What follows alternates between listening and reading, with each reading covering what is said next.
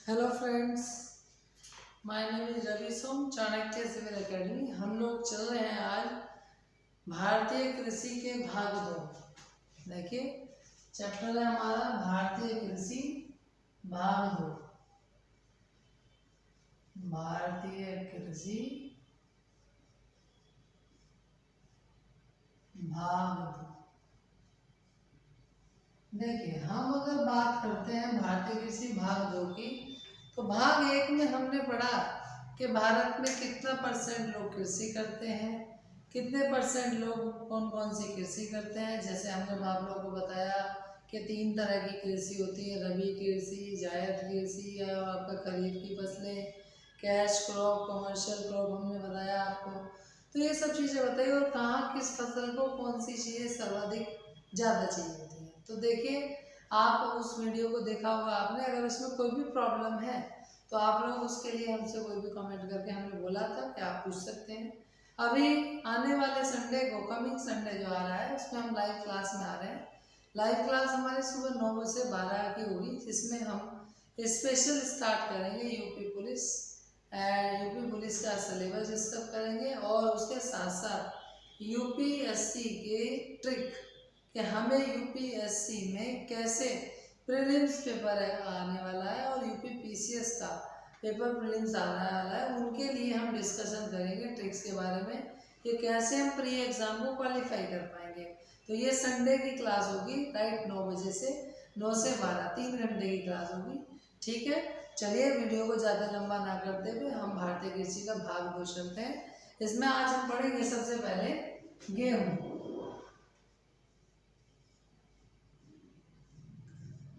अब देखिए, गेहूं की अगर मैं आपसे बात करूं तो गेहूं हमारा भारत का द्वितीय खाद्यान्न फसल है, क्योंकि प्रथम खाद्यान्न फसल तो हम लोग चावल खाते हैं। क्योंकि चावल आपका पूरा साउथ इंडिया लेके ट्रॉपिक ऑफ कैंसर से नीचे मछली चावल चलता है।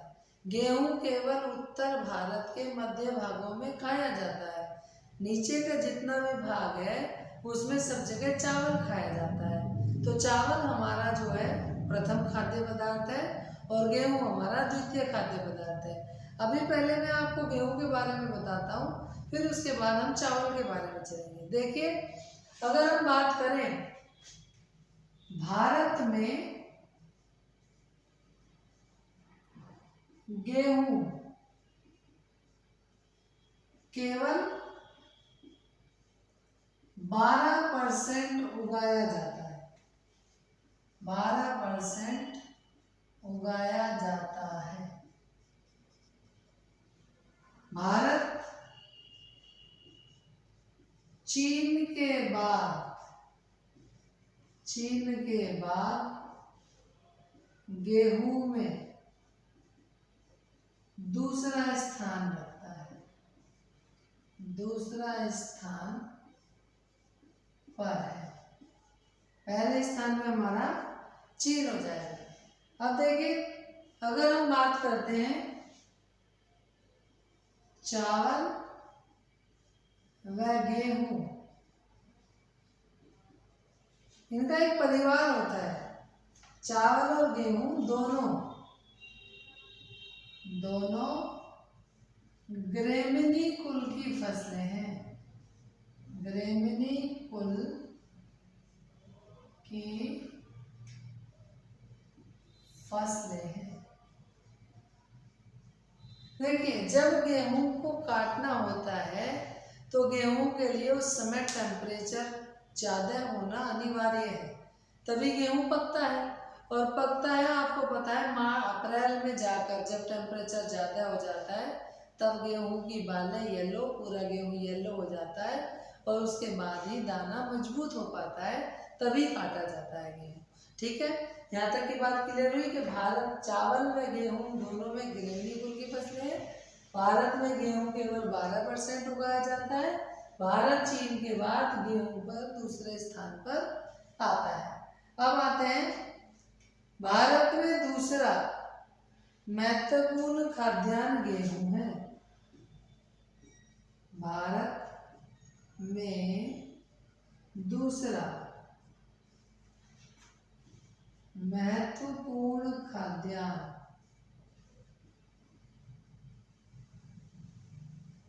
खाद्यान्न गेहूं है। फिर अगर हम बात करेंगे इसमें तो आगे देखेंगे गेहूं की फसल में,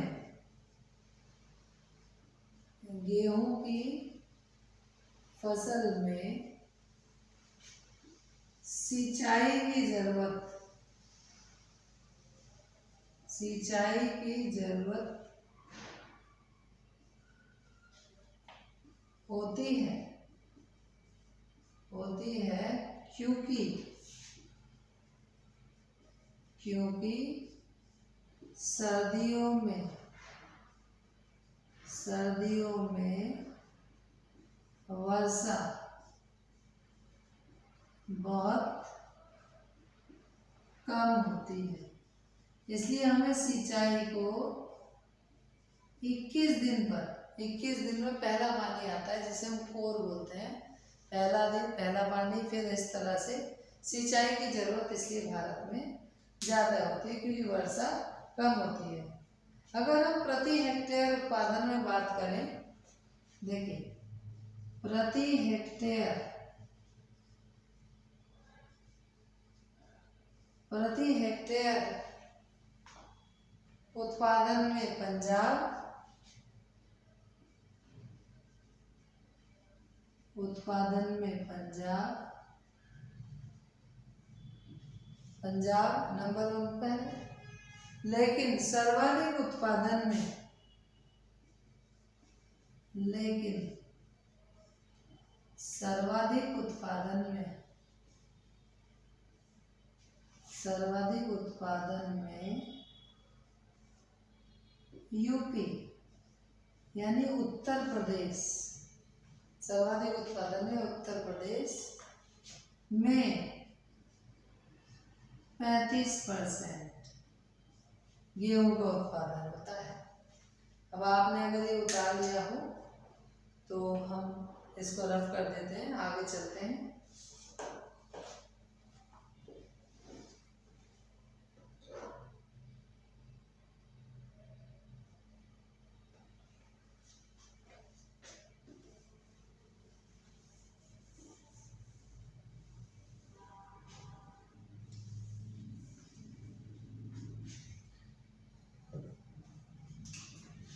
देखिए इसकी अगर हम बात करते हैं तो इसमें आता है कि गेहूं की फसल का,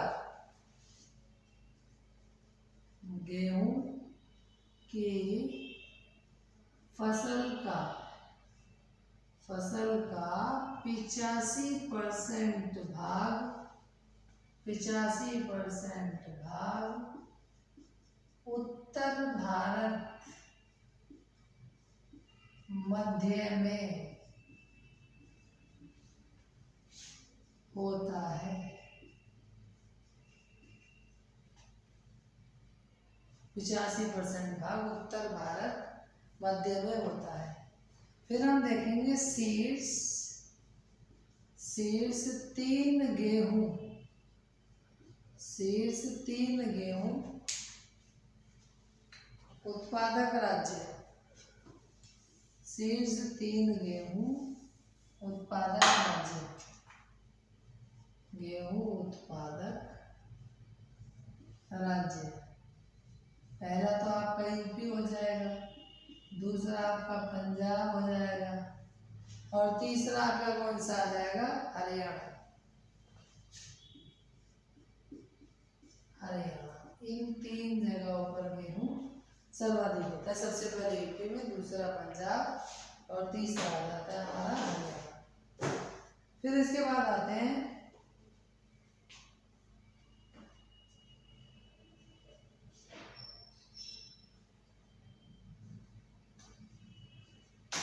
देखेंगे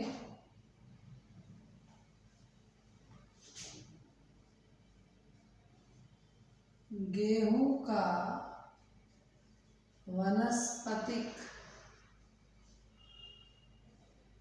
नाम क्या है? गेहूं का वानस्पतिक नाम जिसे हम बोलते हैं ट्रिटिकम सटाइवम, ट्रिटिकम सटाइवम, ये गेहूं का वनस्पतिक नाम है। इसका विकास का क्षेत्र यानी गेहूं का विकास कहाँ पर हुआ? विकास का क्षेत्र। आप लोग अगर आज से 50 साल पहले जाएं तो 50 साल पहले गांव में जब कोई मेहमान आता था तब गेहूं की रोटी बनती थी, वरना तो सब लोगों को मक्का की, चने की या फिर बाजरे की, इन सब चीज़ों की रोटी बनती थी। सब लोग सोचते थे कि एक रोटी हमारे लिए बच जाए, अगर मेहमान कम खाए तो एक रोटी हमारे लिए बच जाए। इस तरीके की चीज़ें हम सोचते थे। गेहूँ उस समय नहीं था। आज उत्तर भारत में लोग गेहूँ खाने लगे हैं क्योंकि गेहूँ का उत्पादन होने लगा। तो विकास का जो क्षेत्र था वो नॉर्मन बोरलॉग हो जाता है, नॉर्मन बोरलॉग। ये नॉर्वे के थे, ये नॉर्वे देश के थे और इन्होंने गेहूं का जो विकास क्षेत्र नॉर्मन मूल के थे। अमेरिकी वैज्ञानिक, ये अमेरिकी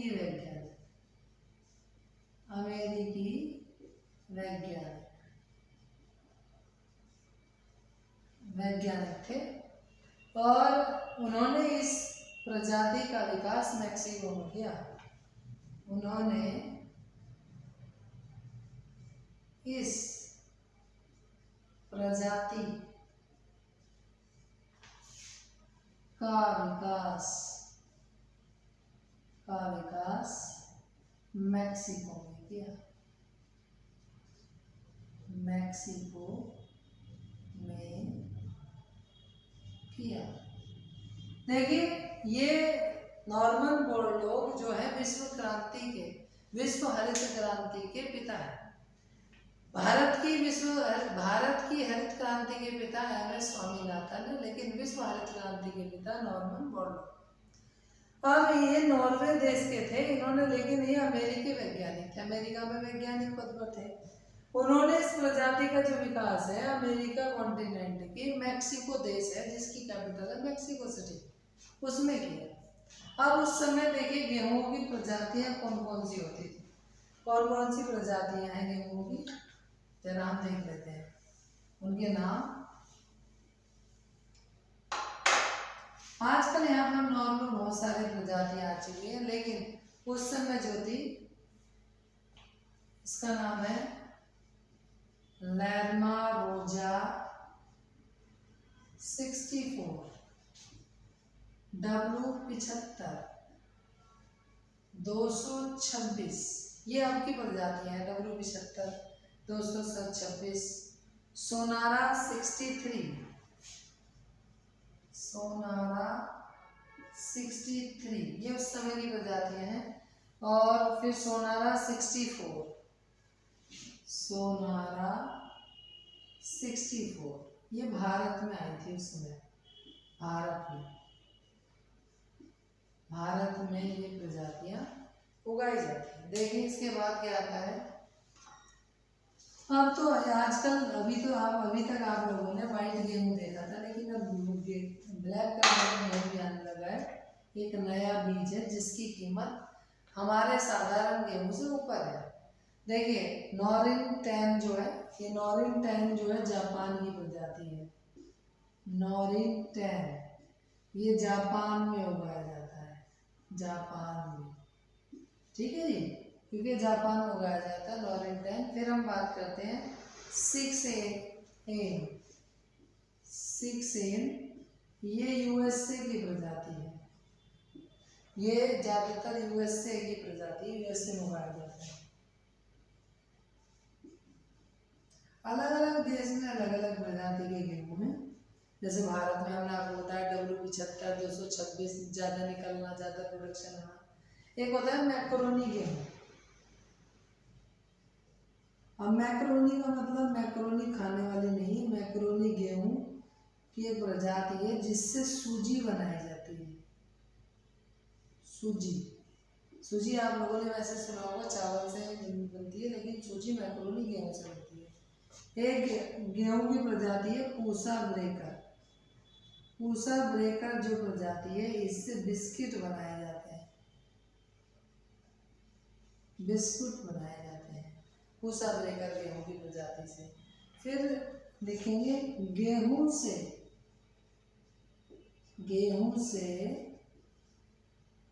ग्लूटिन नामक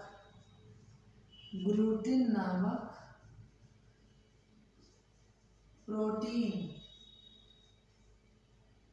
प्राप्त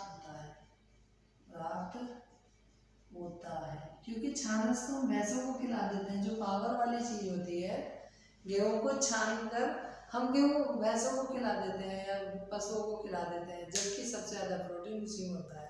हम लोग तो केवल वो मैदा गेहूं टाइप जीने के लिए खाते हैं, जिसमें ग्लूटिन नामक प्रोटीन हमें प्राप्त होता है। फिर इसके बाद देखेंगे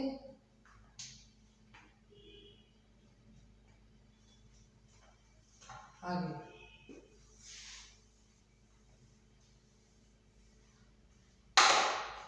देखिए इसमें क्या होता है, गेहूं एक खरपतवार मुख्य फसल है।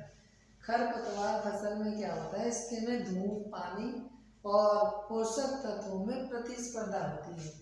ये खरपतवार फसल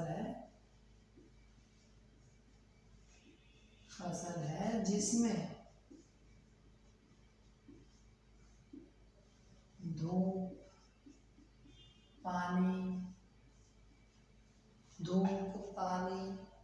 और पोषक तत्वों में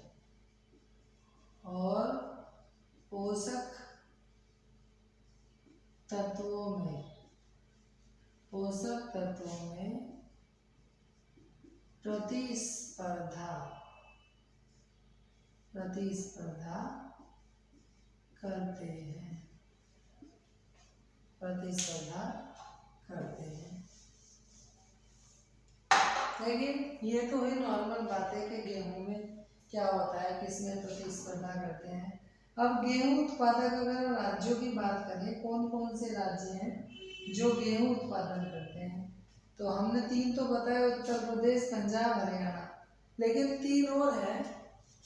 देखिए गेहूं उत्पादक राज्य, गेहूं उत्पादक राज्य में आप जानते हैं सबसे पहले आ जाएगा यूपी, दूसरे पे आ जाएगा पंजाब, तीसरे पे आ जाएगा हरियाणा, चौथे पे आ जाएगा राजस्थान के गंगानगर जिले में बताया हमने। 5वें पे आ जाएगा मध्य प्रदेश यानी एमपी, जिसका गेहूं 10 रुपये महंगा बिकता है। 6ठा आ जाएगा बिहार में भी गेहूं की फसल होने लगी। यूपी के वैसे मुख्य जिले अलीगढ़, बुलंदशहर, मेरठ और आप लोगों का बदायूं, आगरा, इटावा, गोरखपुर, ये वाले जिले हैं जो गेहूं का सर्वाधिक उत्पादन करते हैं। चलिए गेहूं के बाद हम आ जाते हैं चावल के बारे में। चावल के कुछ महत्वपूर्ण तथ्य पढ़ लेते हैं, क्योंकि चावल हमारी जो है बात करें तो प्रथम खाद्य फसल है। शुरू करते हैं चावल, ठीक है। दूसरी फसल है, दूसरी है चावल। ऐसे चावल प्रथम फसल है चावल। आप जानते हैं मैंने बताया था ग्रेमिनी कुल की फसल है, ग्रेमिनी कुल की फसल है और भारत का चीन के बाद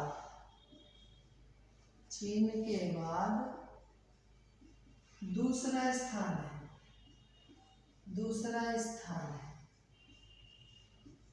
क्योंकि पहला स्थान तो चीन का है। भारत में चावल प्रथम खाद्यान्न है, क्योंकि सबसे ज्यादा खाया जाता है, खाद्यान्न है, ठीक है। इसके बाद अगर हम बात करते हैं भारत में चावल के लिए, तो गुणसूत्र संख्या जो है चावल की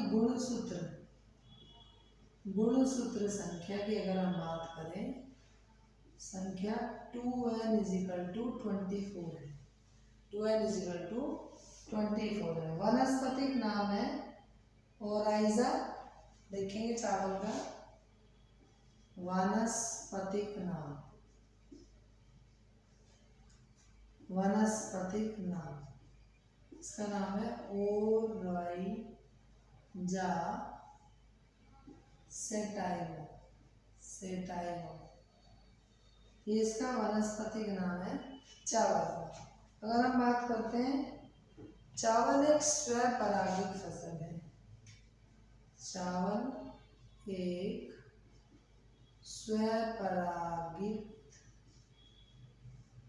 फसल है।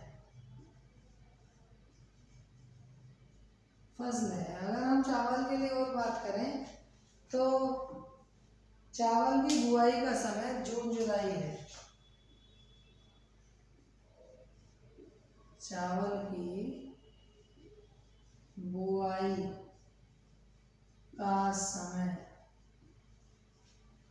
जून जुलाई है। जून जुलाई है। अगर हम आगे की बात करें चावल के बारे में,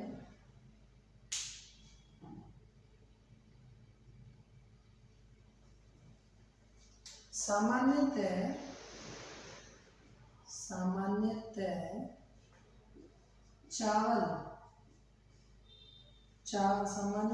चावल में पोषक तत्वों की आवश्यकता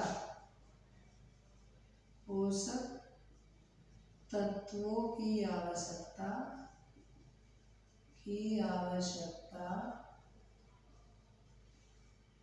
80 से 120 केजी, 80 से 120 केजी है। नाइट्रोजन की अगर हम बात करें, तो 40 से 60 केजी। पोटास की अगर हम बात करें, पी पोटास मतलब 40 से 50 केजी। और अगर हम इसमें आगे बात करते हैं पर हेक्टेयर, यानी ये सब चीजें जो हैं प्रति हेक्टेयर है।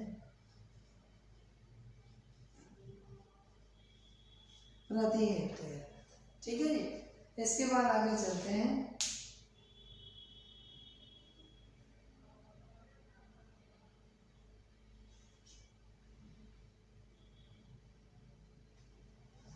भारत में देखिए, इसमें आते हैं भारत में कुल उत्पादन।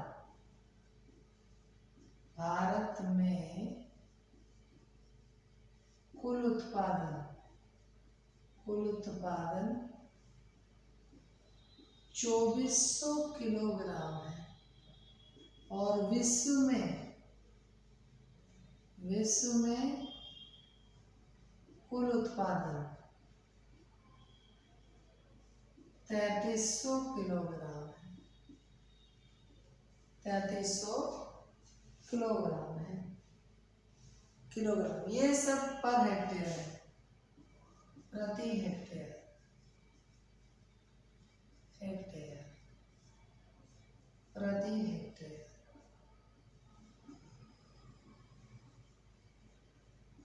ठीक है। ये था चावल हमारा, जो हमने आपको बताया चावल के बारे में। अब हम लोग इसमें चलते हैं, नेक्स्ट स्टार्ट करते हैं मक्का। देखिए मक्का,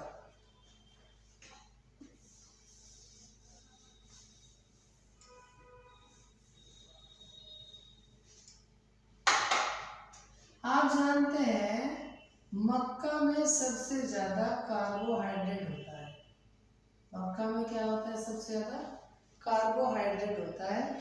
कार्बोहाइड्रेट की मात्रा 80%, यानी 80%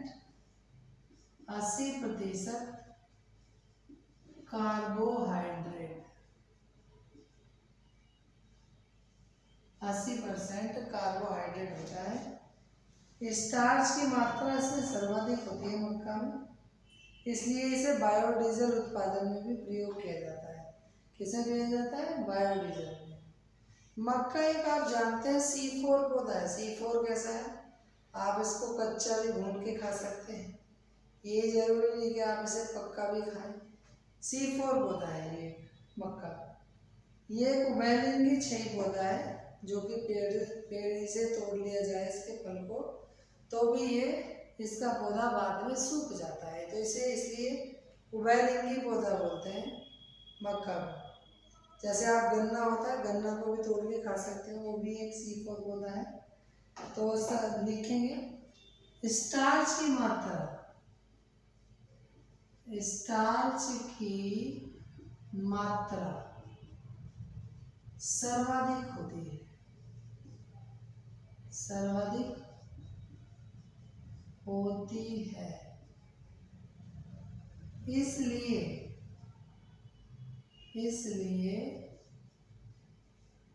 इसे बायोडीजल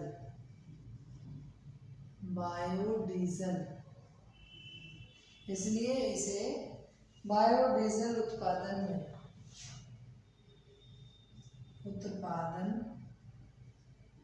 में प्रयोग किया जाता है।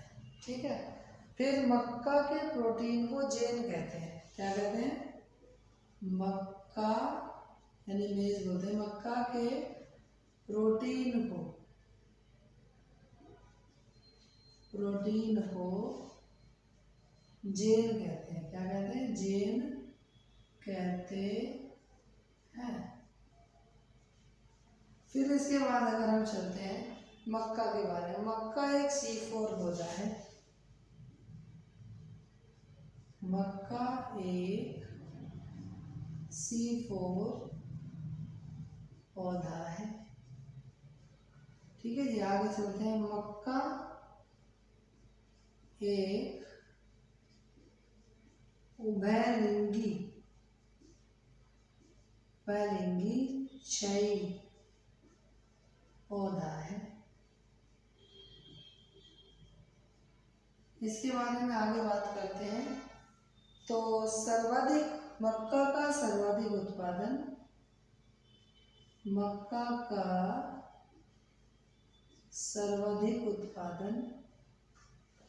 सर्वाधिक उत्पादन कर्नाटक में होता है। अगर हम बात करते हैं खरीफ, रबी, जायद,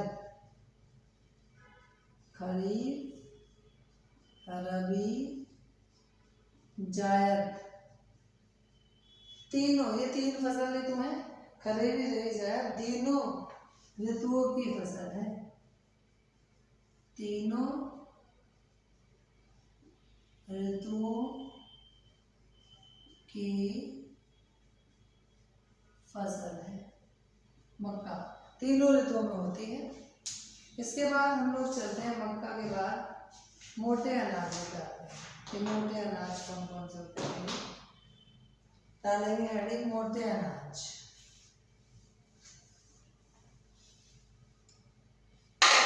अब मोटे अनाज क्या होते हैं? देखिए, मोटे अनाज अगर हम बात करते हैं मोटे अनाज की,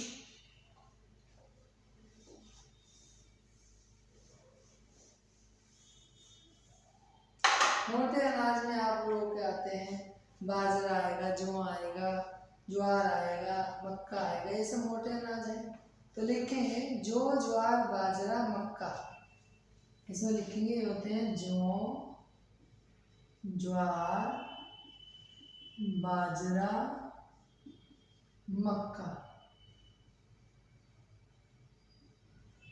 ये सब क्या है? मोटे अनाज है आपके। जैसे आपका बाजरा है, बाजरा में सर्वाधिक सूखा सहने की क्षमता है। एक बार बस बारिश होकर जम जाए, सूखा सहने की क्षमता है।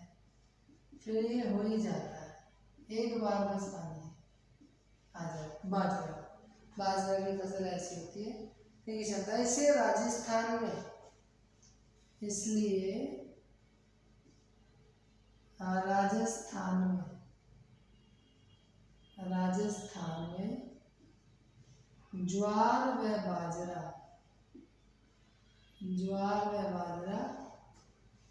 उगाया जाता है। क्योंकि पानी की कमी है राजस्थान में, इसलिए ज्वार व बाजरा ही उगाएंगे। अब देखिए कौन से राज्य में कौन सा सबसे ज्यादा है। जो भी सर्वाधिक वैसे सूखा सह सकता है, लेकिन इसको 1-2 पानी चाहिए।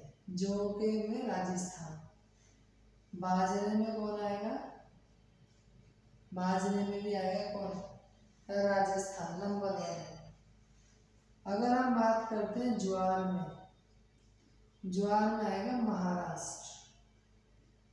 और मक्का के बारे में तो हमने अभी आपको बताया था, मक्का में आएगा राज्य कर्नाटक सर्वाधिक उत्पादन के लिए है। राजस्थान में जौ, बाजरा और ज्वार महाराष्ट्र में, और मक्का कर्नाटक में। देखिए इसके बाद हम लोग चलते हैं, हमारी अगली फसलें आएंगी दलहनी फसलें। उसके बारे में हम थोड़ा सा बता देते हैं, फिर अगला पार्ट चलेगा। दलहनी फसलें अगला टॉपिक हमारा होगा पार्ट 3 में। अगर हम बात करते हैं, वैसे देखेंगे दलहनी फसलें। क्योंकि देखिए भारत जो है, अगर हम बात करें पल्सेस की, सर्वाधिक जनसंख्या भारत में जो है वो शाकाहारी है। और शाकाहारी है तो वो प्रोटीन के लिए दालों पर ही निर्भर है। अब जितनी दालें हम उगाते हैं वो तो खाई जाते हैं, इसलिए हमें दालों का क्या करना पड़ता है? आयात करना पड़ता है, इंपोर्ट करना पड़ता है, क्योंकि हम दालों का एक्सपोर्ट नहीं कर पाते। ठीक है ना? तो इसलिए देखिए दालें जो हैं, पहले क्या होता था, फसलें चेंज करके इसलिए बुआई की जाती थी कि दाल बोने से दालों की जड़ें जो जमीन में रह जाती थी, वो गल सड़ने से हमारी जमीन की नाइट्रोजन की मात्रा को पूरा कर देती थी। लेकिन पहले जमीन भी ज़्यादा होती थी, इसलिए कर सकते थे। लेकिन अब क्या है, एक फसल काटते हैं दूसरी फसल बो देते हैं। जमीन को ना तो सस्ताने का मतलब मिलता है, गेहूँ काटा गन्ना बो दिया, गन्ना काटा गेहूँ बो दिया, इस तरह से चलता है। इसीलिए आज हमें नाइट्रोजन यानी यूरिया की सर्वाधिक आवश्यकता है। पहले यूरिया खाद बहुत कम मिलता था और बहुत कम यूज होता था, लेकिन अब यूरिया भरपूर मात्रा में हम लोग फसलों में डालते हैं। इसीलिए हम अब कहते हैं अब ऑर्गेनिक खेती नहीं, अब पेस्टिसाइड यानी खेती होने लगी है, जिससे ज़्यादा उत्पादन अब हमारे यहाँ पर होने लगे। तो ये फसल चक्र था। तो दालें जो हैं किस उसकी हैं? लेग्यूमिनेसी कुल की फसलें हैं। लेग्यूमिनेसी कुल की फसलें हैं। ऐसे हमने गेहूँ को बताया, वो थी ग्रेमिनी कुल की, तो ये लेग्यूमिनेसी कुल की फसलें। कई बार एग्जामों में पूछा जा चुका है कि दालें किस उसकी फसलें हैं, तो लेग्यूमिनेसी कुल की फसलें हैं। इनकी जड़ों में, यहाँ पे लिखेंगे, इनकी जड़ों में राइजोबियम नामक जीवाणु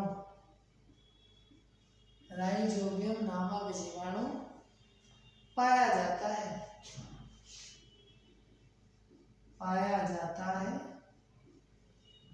जिससे मिट्टी में नाइट्रोजन का स्थिरीकरण होता है। नाइट्रोजन का स्थिरीकरण होता है।